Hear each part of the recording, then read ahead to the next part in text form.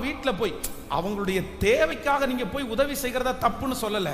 ஆனா அந்த பணத்தினுடைய அவங்க இறந்து போயிட்டாங்கன்னா அந்த சொத்தினுடைய அந்த விஷயத்தை வச்சு நீங்க போய் அவங்களுக்கு ஹெல்ப் பண்ண வேண்டாம்னு சொல்றேன். நான் என்ன நம்புறேன்னா, அவங்க கொடுத்து நீங்க வாங்கி சாப்பிட்றத நீங்க வெக்கமா நினைச்சிட்டு கர்த்தர் உங்க கையை ஆசீர்வதித்து பெருக பண்ணி உங்களை வளர்த்து உங்களை ஆளாக்கி ஏன் ஆண்டவர் உங்களை ஆசீர்வதிக்க முடியாது?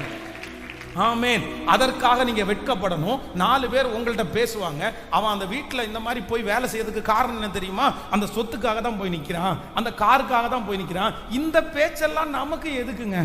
நமக்கு எதுக்கு? நான் நம்புறேன், என்னை விசாலத்திலே வைக்கிற கர்த்தர் என்னோடு கூட இருக்கிறார். கைகளை அசைத்து ஒரு ஹல்லேலூயா சொல்லலாம்.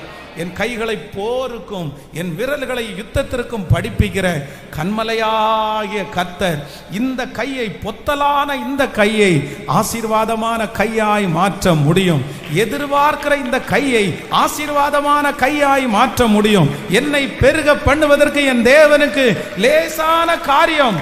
என்னை பலப்படுத்துகிற கிறிஸ்துவினால் எல்லாவற்றையும் செய்ய எனக்கு பலன் உண்டு. ஹல்லேலூயா. கைகளை அசைத்து ஒரு ஹல்லேலூயா.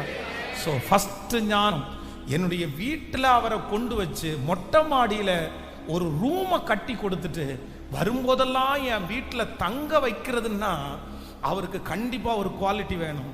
என்ன குவாலிட்டி வேணும்னா, அவர் பரிசுத்தவான் என்று நான் டெஸ்ட் பண்ணினதுக்கு பிற்பாடு தான் என் வீட்டு மாடியில் அவருக்கு இடம்.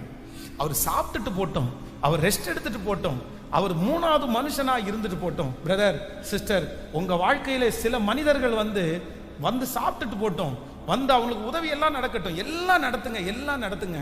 ஆனா இன்டெப்தா உங்களுடைய வாழ்க்கையிலே சில ஆலோசனை கேட்கிற அளவிற்கு, உங்களுடைய வீட்டுக்குள்ள விடுற அளவிற்கு, உங்க வீட்டில் தங்க வைக்கிற அளவிற்கு ஒரு பர்சனை நீங்க அலோவ் பண்ணும்போது அந்த மனுஷனுக்கு என்ன குவாலிட்டி இருக்கணும் அப்படின்னு சொன்னா, அந்த மனுஷிக்கு என்ன குவாலிட்டி இருக்கணும் அப்படின்னு சொன்னா, சத்தமா சொல்லுங்க, சத்தமா சொல்லுங்க.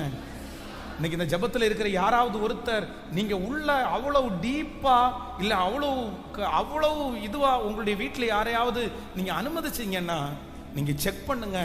ஒருவேளை அவர்களுக்குள்ள அந்த பரிசுத்தம் இல்லை அப்படின்னு சொன்னா தயவு செய்து அவர்கள் நமக்கு அவசியமானவர்கள் அல்ல. நம்முடைய ரகசியங்களை பகிர்ந்துக்கிறோம் அப்படின்னு சொன்னா நீங்க 100%